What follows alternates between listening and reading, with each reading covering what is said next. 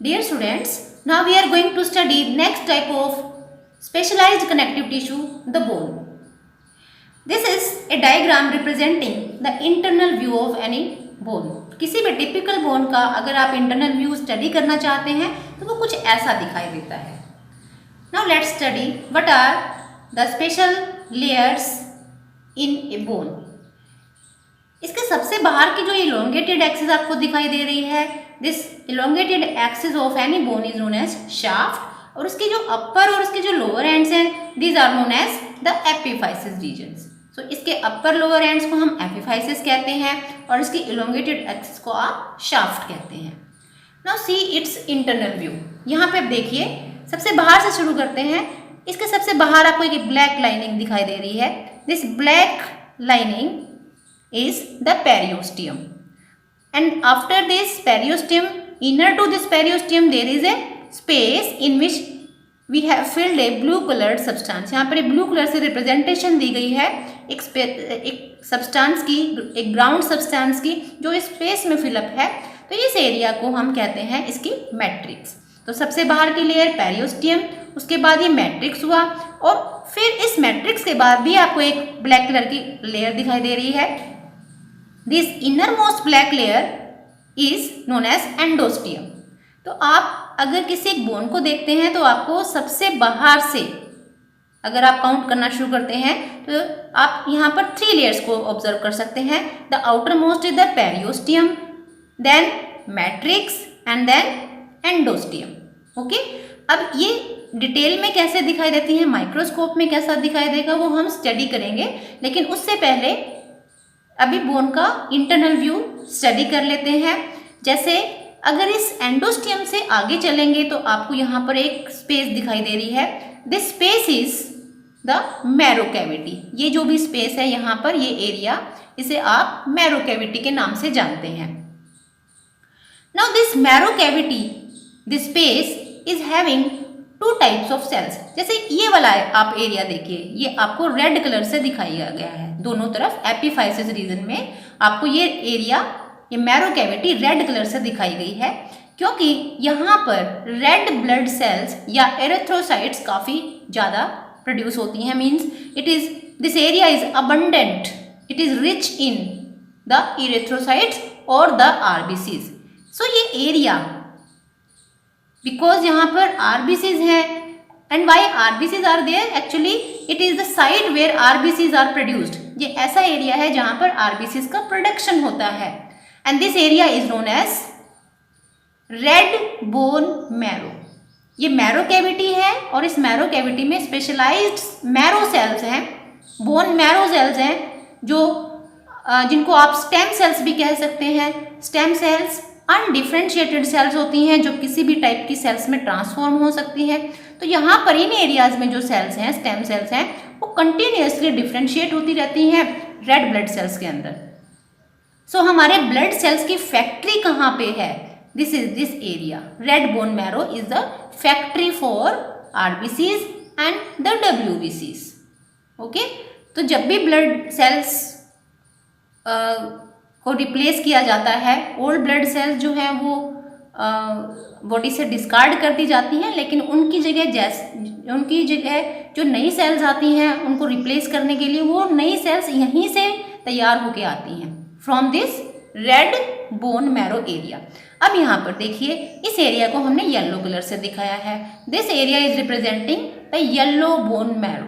इस एरिया को हम रेड बोन मैरो कह रहे हैं क्योंकि यहाँ पे आरबीसीज बहुत ज़्यादा हैं, इसलिए रेड दिखाई दे रहा है. लेकिन ये एरिया येलो दिखाई दे रहा है क्योंकि यहाँ पर फैट स्टोरिंग सेल्स हैं या एडिपोसाइट्स हैं along with few reticular sales.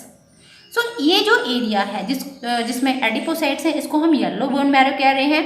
And it is actually A passive tissue. जैसे यहाँ पर तो एक्टिवली आरबीसीज बनती रहती हैं, लेकिन ये वाला जो टिश्यू है जहाँ फैट सेल्स हैं, ये एक तरीके से पैसिव टिश्यू है.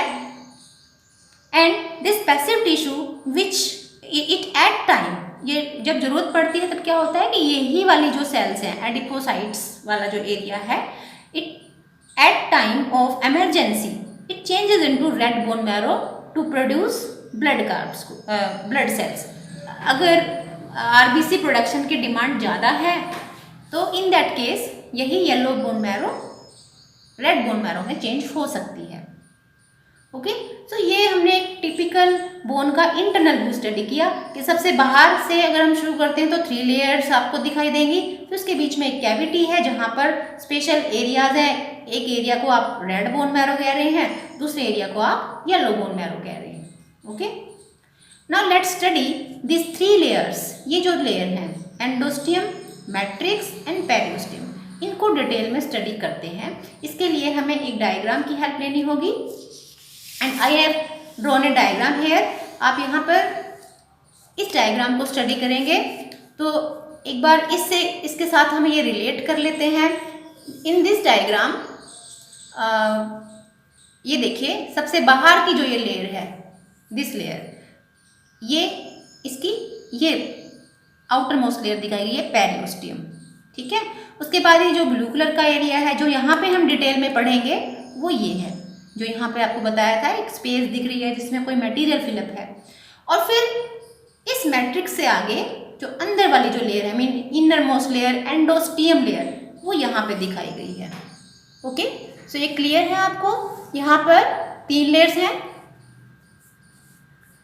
ये पेरियोस्टियम, फिर इसके साथ देखिए कंपैरिजन कीजिए, ये बाहर वाली पेरियोस्टियम, फिर ये ब्लू कलर का एरिया इसकी मैट्रिक्स, ठीक है, और फिर ये सबसे अंदर वाली लेयर यहाँ पर ये इसकी एंडोस्टियम है।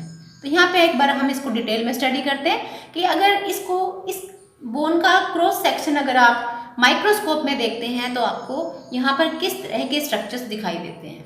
Okay, so now let's study the structure of the bone. So outermost layer is known as the periosteum. ये पेरियोस्टियम एक फाइब्रस लेयर है, जैसे आप देख रहे हैं यहाँ पर कुछ लाइंस आपको दिखाई गई हैं। This lines are representing the white collagen fibres, जो इस पर्टिकुलर एरिया को एक टेंसाइल स्ट्रेंथ देते हैं, मैकेनिकल स्ट्रेंथ देते हैं, किसी भी तरह के प्रेशर को टॉलरेट करने में हेल्प करते हैं। So white collagen fibres are shown here and इसके साथ साथ आप देखिए यहाँ पर ब्लड वेसल भी शो की गई है। That mean this area is highly vascularized. यहाँ पे ब्लड की सप्लाई है, इसीलिए हम इसको कहते हैं कि द पेरियोस्टियम इज वस्कुलराइज्ड। अब इस पेरियोस्टियम से जो सबसे बाहर की लेयर है, external layer of any bone, it is followed by another layer of cells. यहाँ पे देखिए एक सेल्स की लेयर दिखाई दे रही है और इस सेलुलर लेयर को हम ओस्टियोजेनिक लेयर कहते हैं। ओस्टियोजेनिक लेयर, ओस्टियोजेनिक लेयर की जो सेल्स हैं इनको आप ओस्टियोब्लास्ट कह सकते हैं। They are known as osteoblast. And what is role of this osteoblast? This osteoblasts are going to divide mitotically. ये माइटोसिस प्रोसेस से डिवाइड करती रहती हैं और डिवाइड करने के बाद ये बोन सेल्स को कट ऑफ करती हैं। बोन सेल्स को हम ओस्टियोसाइट्स कहते हैं। जैसे एक ओस्टियोसाइट मैंने यहाँ पे दिखाई है, बोन सेल कुछ ऐसे दिखाई देती है ओस्टियोसाइट। यहाँ पे आप देख सकते हैं इसका एक न्यूक्लियस है, यहाँ पर इसका साइटोप्लाज्म दिखाया गया है और इसमें स्पेशल चीज़ देखिए, यहाँ पर इसकी कुछ प्रोसेसेस दिखाई गई हैं। Elongated processes are associated with this osteocyte.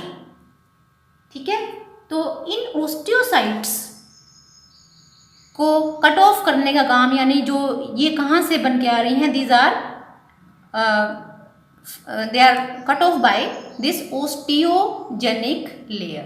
ठीक है, अब यहाँ पे आते हैं, सबसे ये बीच की जो लेयर आपको दिखाई दे रही है, तो आप ये तो समझ गए हैं कि कनेक्टिव टिश्यू में मेनली 2 तरह के कंपोनेंट्स हैं। हम पीछे दूसरे टिश्यूज़ में भी यही डिस्कशन हमने किया था कि किसी भी टिपिकल कनेक्टिव टिश्यू में 2 तरह के सब्सटेंसेस होते हैं।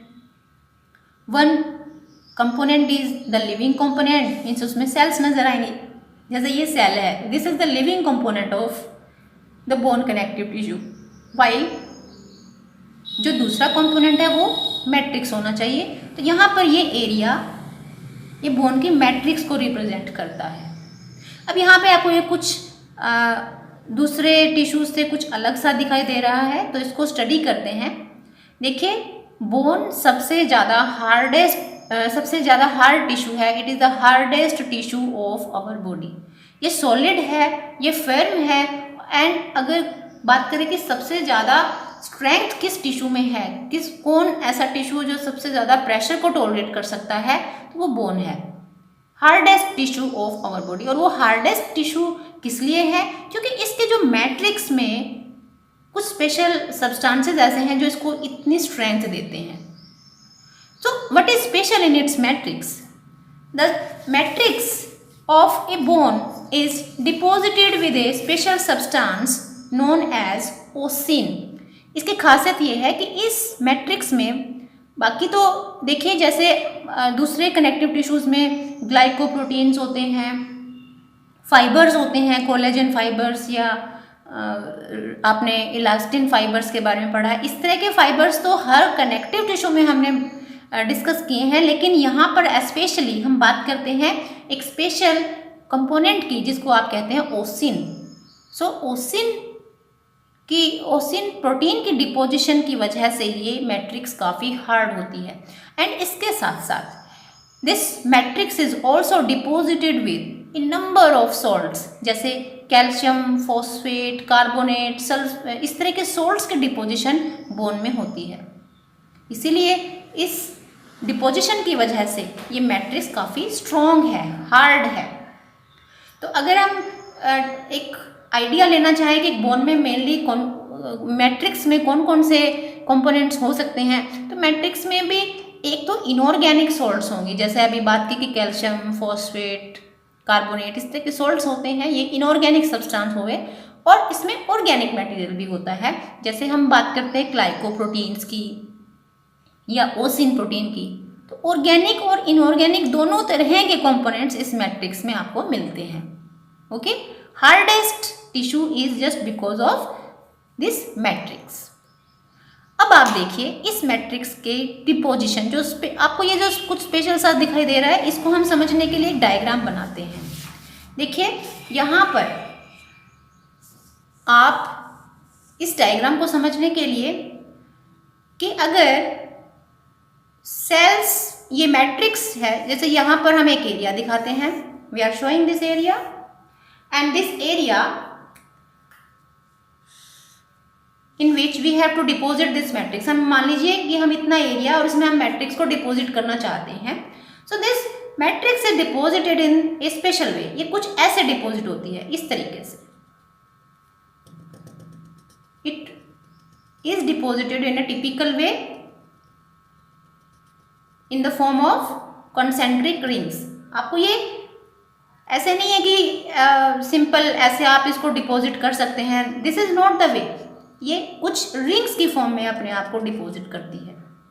And who is going to deposit this matrix?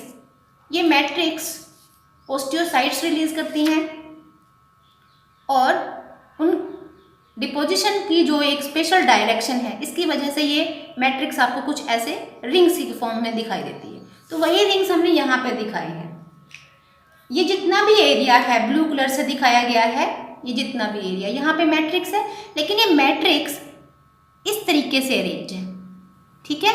और यहाँ पर जहाँ पे मैट्रिक्स की डिपोजिशन नहीं है, जिस एरिया में मैट्रिक्स की डिपोजिशन नहीं है, उस एरिया को हम कहते हैं लैक्यूना। ये स्पेस है जहाँ पर वो मैट्रिक्स डिपोजिट नहीं हुई। जैसे आप इस एरिया को देखो, यहाँ पर तो मैट्रिक्स पूरा डिपोजिटेड है इस एरिया में, लेकिन अगर आप यहाँ पर देखिए, इस एरिया का कंपैरिजन आप इससे करिए, ये एरिया वो है जहाँ पर ये मैट्रिक्स नहीं है। तो जब ये डिपॉजिट हुई होगी तो इस तरीके से डिपॉजिट हुई होगी, और बीच बीच में इसने स्पेस को बीच में छोड़ दिया होगा। तो ये एक ऐसी रिंग्स की फॉर्म में है, और इन रिंग्स कॉन्सेंट्रिक रिंग्स हैं, और इन रिंग्स के में जो मैट्रिक्स की जो रिंग्स हैं, देखिए आप यहाँ पे भी देख सकते हैं, आप ये भी रिंग्स हैं और ये भी रिंग है। तो यहाँ पर पूरे बोन के मैट्रिक्स में जो डिपोजिशन है वो आपको रिंग्स की फॉर्म में दिखाई दे रही है, और बीच बीच में आपको ये स्पेसेस दिखाई दे रही हैं, जिनको आप लैक्यूना कहते हैं, ठीक है। और एक लैक्यूना जो है उस लैक्यूना में आपको यहाँ पर कुछ ऐसे इलोंगेटेड प्रोसेसेस दिखाई दे रही हैं। देखिए, अगर आप इसको थोड़ा सा डिटेल में देखना चाहें तो हमने यहाँ पर एक डायग्राम बनाया है। You can see this diagram. ये इसकी एक लैक्यूना दिखाई गई है। ये देखिए, ये वाइट कलर से इसकी, ये वाइट कलर की स्पेस और इसके बाहर ये जो लाइनिंग है ये लैक्यूना की लाइनिंग है। और हर लैक्यूना में आपको एक कुछ प्रोसेसेस दिखाई दे रही हैं। मतलब अगर आप यहाँ पे बनाते हैं, एक टिपिकल लैक्यूना बनाना चाहें तो लैक्यूना में आपको कुछ ऐसे दिखाना होगा, ये ऐसे प्रोसेसेस दिखानी होंगी। ठीक है, इन प्रोसेसेस को आप कैनालिक्यूलाई कहते हैं, कैनालिक्यूलाई। ठीक है, और हर लैक्यूना में आप देखिए वही हमने ओस्टियोसाइट दिखाई है, जो आपने पढ़ा था कि बोन सेल को आप ओस्टियोसाइट कहते हैं। और बोन सेल की जो प्रोसेसेस हैं वो इन कैनालिक्यूलाई में फिट हैं। अगर यहाँ पे हम बोन सेल दिखाना चाहते हैं, मान लीजिए बोन सेल दिखाई, तो उस बोन सेल की जो प्रोसेसेस हैं फिलोपोडिया, वो यहाँ पर फिट होती हैं इन कैनालिक्यूलाई के अंदर। ठीक है, so what we have studied that this bone is having the matrix deposited in the form of rings की फॉर्म में डिपॉजिटेड होती है। और इन रिंग्स में बीच बीच में स्पेसेस हैं जिनको आप लैक्यूना कहते हैं। अब आप ध्यान से देखिए और यहाँ देखिए, हम अभी आपसे बात हुई कि हर लैक्यूना में यहाँ पर सेल्स हैं, सभी लैक्यूना में सेल्स आपको दिखाई देंगे। अब देखिए, सेंटर में आपको एक और स्पेशल स्ट्रक्चर दिखाई दे रहा है। क्योंकि ये ट्रांसवर्स सेक्शन है तो आपको ये स्ट्रक्चर राउंड दिखाई दे रहा है। लेकिन अगर आप इसको अगर इसको आप लॉन्गिट्यूडनल सेक्शन अगर आप इसको देखेंगे तो ये आपको एक्चुअली कैनाल्स की फॉर्म में दिखाई देती है। ऐसे लंबे लंबे कैनाल्स दिखाई देंगे, इस तरह के कैनाल्स हैं जिसको अगर जब हमने कट किया है तो कट करने की वजह से हमें ये राउंड सेक्शन दिखाई दे रहा है। ठीक है, तो ये जो बीच में जो एरियाज हैं इनको आप कहते हैं Haversian canal. These are known as Haversian canal। और इन हैवर्सियन कैनाल्स में बहुत सारी ब्लड वेसल्स होती है, means they are rich in blood vessels, they have network of blood vessels. और यहाँ पे आपको एक रिंग दिखाई दे रही है, यहाँ पर मैट्रिक्स का एक डिपोजिशन दिखाई दे रही है, बीच में यहाँ पर आपको हैवर्सियन कैनाल दिखाई दे रही है।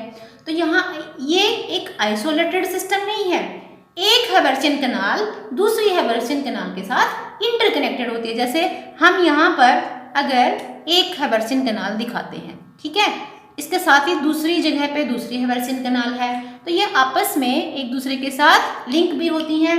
और इन हैवर्सियन कैनाल के थ्रू ब्लड वेसल्स जो हैं वो पूरी बोन में फैली होती हैं।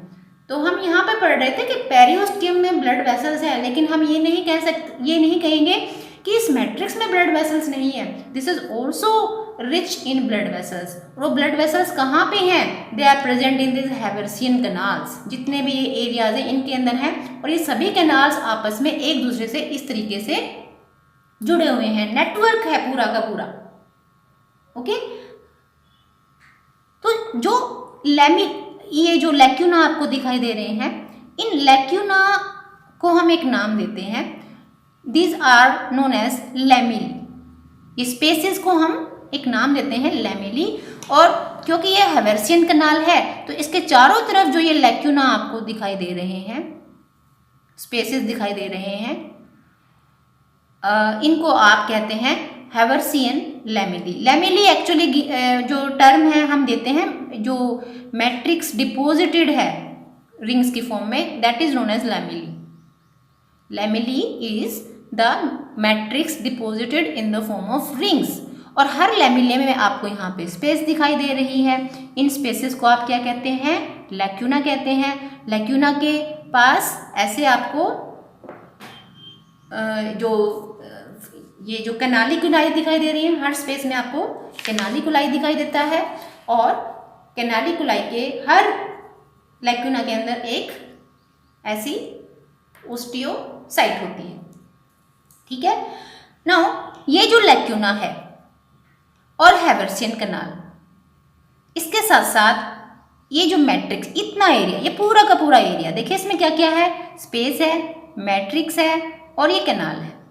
इस सब टोटल मिला के यहाँ पर ये पूरा का पूरा एरिया कहलाता है Haversian system. This complete area is known as Haversian system. ये देखिए यहाँ पर हम इसको लेबल भी कर सकते हैं। क्या क्या आ गया इसमें, एक तो ये कैनाल, ठीक है। कैनाल आपको अभी यहाँ पे ऐसे राउंड सा स्ट्रक्चर इसलिए दिखाई दे रहा है क्योंकि हम ट्रांसफर सेक्शन पढ़ रहे हैं। अगर आप इसको लॉन्गिट्यूडनल देखोगे तो ये आपको ऐसे लंबे लंबे सिलेंडर्स के फॉर्म में दिखाई देंगे, ठीक है। चलो अब इसके बाद यहाँ से हैवर्सियन सिस्टम में क्या क्या इंक्लूड कर रहे हैं, एक तो ये कैनाल, ठीक है। उसके बाद इसके चारों तरफ ये जो मैट्रिक्स डिपॉजिटेड है, मैट्रिक्स डिपॉजिटेड है, लेकिन कुछ एरिया ऐसे भी हैं जहाँ पर मैट्रिक्स नहीं है, जिसको आप लैक्यूना कह रहे हैं। तो लैक्यूना, ये मैट्रिक्स और इन हैवर्सियन कैनाल, इन सबको मिला के जो ये एरिया है इसको आप हैवर्सियन सिस्टम कहते हैं। और एक हैवर्सियन सिस्टम दूसरे हैवर्सियन सिस्टम के साथ कनेक्टेड होता है। देखिए जैसे यहाँ पर आपको दिखाया गया था, ठीक है। तो ये तो हुई बात मैट्रिक्स की। सबसे बाहर की लेयर पेरिओस्टियम, फिर ओस्टियोजेनिक लेयर, फिर हमारी मैट्रिक्स हो गई। अब मैट्रिक्स से आगे चलते हैं, inner most layer of the bone, जिसको आप एंडोस्टियम कहते हैं। आपने यहाँ पर भी देखा था, देखिए ये इस एंडोस्टियम की हम बात करने वाले हैं, ये वाली लेयर, ठीक है। हमने पेरिओस्टियम पढ़ लिया है, हमने इस ब्लू कलर के एरिया को स्टडी कर लिया कि यहाँ पर क्या है। अब हम इस ब्लैक कलर की लेयर को स्टडी करने वाले हैं। तो ये ब्लैक कलर की लेयर को हम कहते हैं endosteum. This is known as endosteum. और ये इसकी कंपोजिशन बिल्कुल पेरिओस्टियम के जैसी है, बिल्कुल ऐसी। क्या क्या था यहाँ पर जैसे कोलेजन फाइबर्स थे, यहाँ पर भी आपको कोलेजन फाइबर्स दिखाई दे रहे हैं। यहाँ पर आपको ब्लड वेसल्स दिखाई दे रही है, यहाँ पर भी ब्लड वेसल्स थी।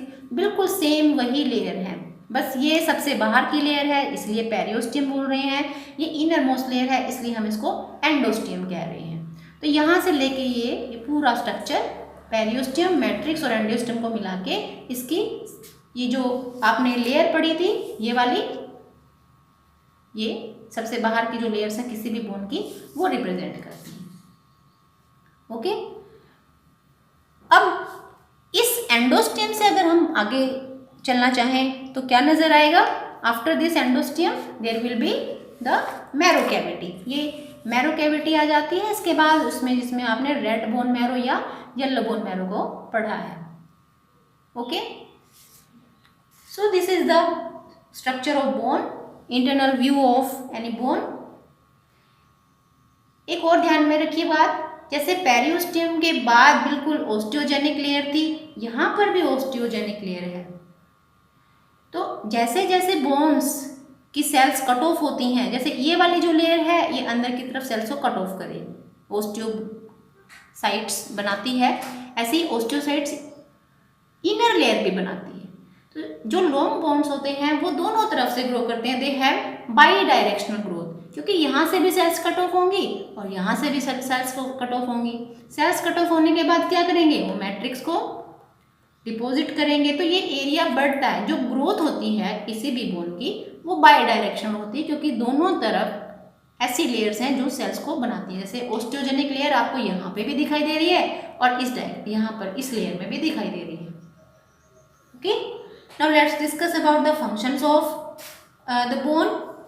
बोन जो है, जैसे आपको कहा कि they are the hardest tissue, they have hard and non pliable ground substance. ये एक ऐसा सब्सटेंस है जो नॉन प्लाएबल है, हार्ड सब्सटेंस है, क्योंकि इसमें कैल्शियम सॉल्ट्स हैं, ओसिन प्रोटीन है, कोलेजन फाइबर्स हैं जो इसको स्ट्रेंथ देता है।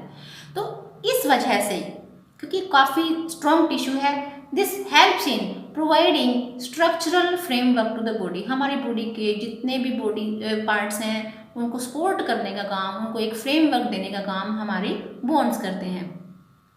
आपने हार्ट या हमारे लंग्स को की पोजीशन को आपको आइडिया है कि वो कहाँ होते हैं? तो the heart, our lungs, they are surrounded by और they are present inside a rib cage. हमारी रिब्स होती हैं बोन से बनी हुई और वो एक केज जैसा स्ट्रक्चर बनाती हैं along with the sternum bone and vertebral column. तो वो बोन्स का उनके चारों तरफ होने का एडवांटेज क्या है, बेनिफिट क्या है? क्यों? ऐसे डेलिकेट ऑर्गन की प्रोटेक्शन करने में हमारी हेल्प करती है। सो बोन के बारे में आप फंक्शन लिख सकते हैं कि they provide structural framework to the body, second they provide support to the body, soft support to the body, एक शेप देती हैं बॉडी को, थर्ड आप लिख सकते हैं they provide protection to the software tissues and organs. कोई भी बॉडी का पार्ट है वो बाद में डैमेज होता है, उससे पहले जो शॉक है वो टॉलरेट करने का काम बोन्स करती हैं। जैसे हमारा ब्रेन है, हमारा ब्रेन एक डेलिकेट ऑर्गन है, बहुत इंपॉर्टेंट वाइटल ऑर्गन है हमारे बॉडी का, लेकिन इस बोन को, इस ब्रेन को प्रोटेक्शन करने का काम उसके चारों तरफ जो स्कल है और स्कल में भी जो क्रेनियम बोन्स हैं वो उसे प्रोटेक्ट करती हैं। सो स्ट्रक्चरल फ्रेमवर्क देना, प्रोटेक्शन देना, और एक और जो चीज़ हम सीख सकते हैं यहाँ पर कि जैसे यहाँ पर आपसे बोन मैरो की बात हुई थी, bone marrow, red bone marrow which is known as the factory for blood cells. यहाँ पर हमारे WBCs और RBCs का प्रोडक्शन भी होता है, इसलिए हम कह सकते हैं कि हमारी बोन मैरो जो स्टेम सेल्स हैं जहाँ पर, वहाँ से हमारी ब्लड सेल्स की सिंथेसिस होती है। So these were the points that you can mention when you are asked to write about the bones. और एक और ख़ास बात हम बोन्स के बारे में मेंशन कर सकते हैं।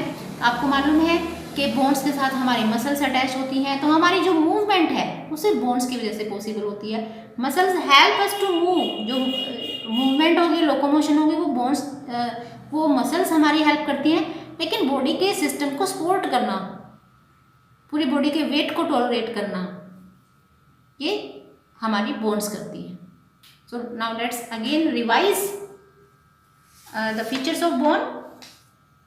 बोन्स जो हैं they are having 3 main layers: periosteum layer, the matrix which is tough, inflexible because of presence of a special type of protein, ossin, and this matrix is also impregnated with calcium salts. Okay, blood cells कहाँ पे मिलेंगी आपको? Blood cells सिर्फ आपको लेक्यूना में मिलती हैं यहाँ पर, ठीक है। Blood cells are present in lacuna, और सॉरी बोन सेल्स, जो बोन सेल्स हैं, जो ऑस्टियोसाइट्स जिनको आप कह रहे हैं, लेकिन अगर आप बात ब्लड सेल से करते हैं, ब्लड वेसल से करते हैं, तो वो पेरियोस्टियम, मैट्रिक्स और एंडोस्टियम पूरे में होती हैं, तो ये हाईली वस्कुलराइज्ड टिश्यू है। ओके, और लेक्यूना जो स्पेसेस हैं, इनमें जो ब्लड सेल्स हैं, सॉरी बोन सेल्स हैं, osteocytes, they produce new osteocytes. जब ये बनती हैं तो इनका काम क्या होता है? They deposit, they secrete the new matrix. और ये जो नई मैट्रिक्स बनती है, ये किस फॉर्म में बनते हैं? ये रिंग्स की फॉर्म में डिपोजिट होती है, और इन रिंग्स को हम लैमेली कहते हैं। ये ध्यान में रखिएगा, ये रिंग्स को हम लैमेली कह रहे हैं, और हर रिंग में आपको ये स्पेस दिखाई दे रही है। Okay, so I hope this lecture is clear to you.